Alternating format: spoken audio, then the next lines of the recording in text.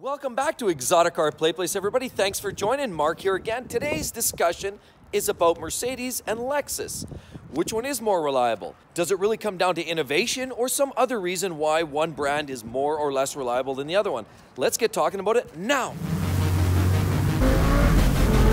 Welcome back to the channel, everybody. Mark with Exotic Car Play Place. And so then when we get to the topic of reliability, a lot of it has to be questioned. Mercedes, Lexus, they're all top of their breed in terms of innovation. Is that a big contributing factor? Let's face it, Mercedes has been a key and top innovator in the industry, car industry, for years. So has that been a contributing factor? I mean, let's walk through some of the examples of how Mercedes is an innovator. First of all, did you know that they were the first to operate with the pre-collision safety system? Now is adopted for almost every vehicle out there today. So the radar cruise control that allows you to adjust automatically without you changing it, the vehicle will change it for you.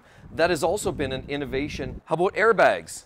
You know the old airbags that keep you safe, that pop up out of your steering wheel or the pillars or wherever. Oh, there's all kinds of airbags nowadays. You can find vehicles with 8, 10 airbags or more to keep the occupants safe. How about another innovation? How about stability control? That's the thing that keeps your car on track without wiping out in bad conditions. ESC, or stability control, that you'll find in Mercedes, and you'll find them in most cars nowadays.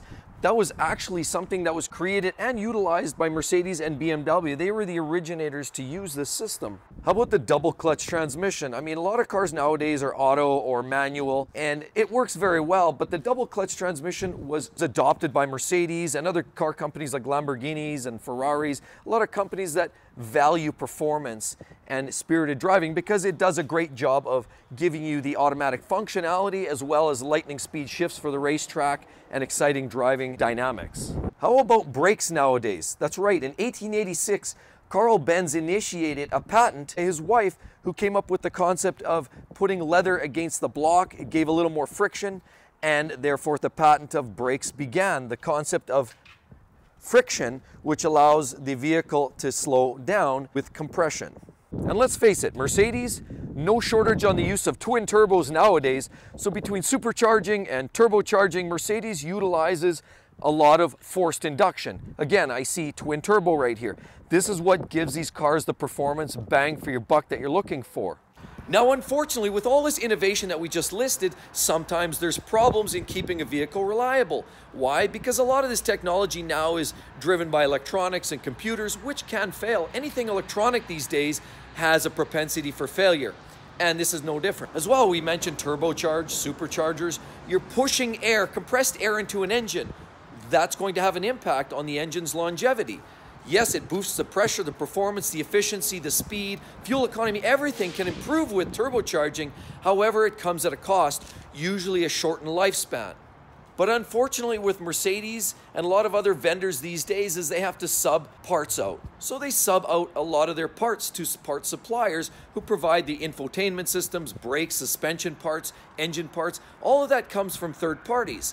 The engineering comes in-house, but a lot of the parts that they utilize come from third parties.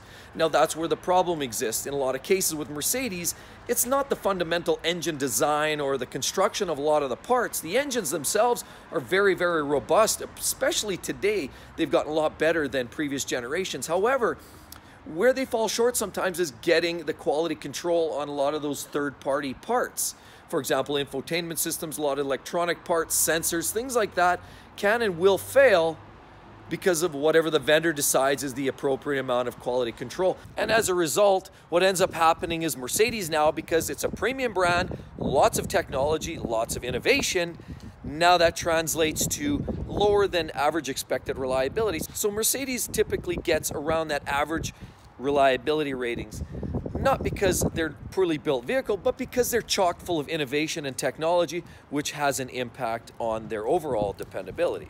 So Lexus reliability comes more in the form of repetition versus innovation. Now that doesn't mean Lexus doesn't innovate. Absolutely, they do a lot of great things trying to push forward and push the envelope as well.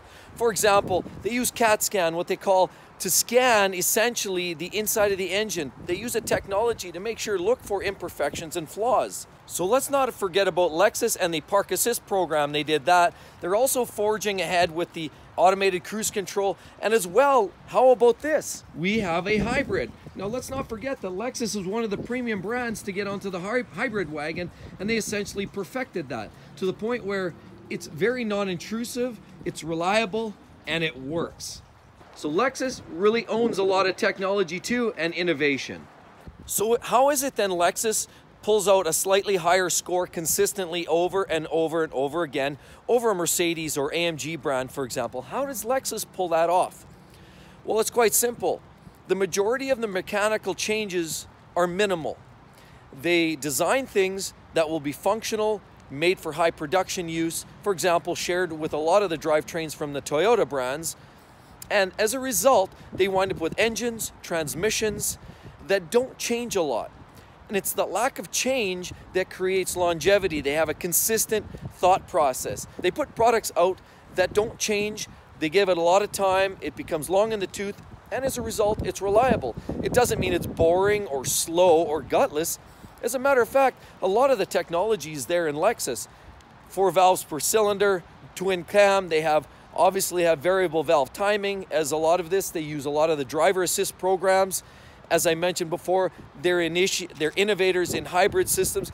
So Lexus really does push a lot of envelopes. However, they always seem to hold off. A lot of the other German brands try to push and do a little bit more, try a new technology, a new electronic device. They put programs and systems in place that push the envelope for innovation.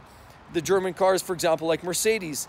And Lexus often comes along after the fact, refines, works out the bugs, and because of that, as well as an improved quality control program within the company itself, you wind up with a car that is far more reliable and gets consistent ratings higher than most of the other cars from the AMG Mercedes brand.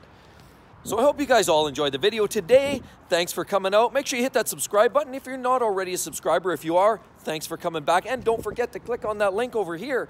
That's some great reviews about reliability of many of the other different premium brands. So hope to see you guys real soon. And don't forget, life's too short to drive boring cars. See you next time. Bye-bye.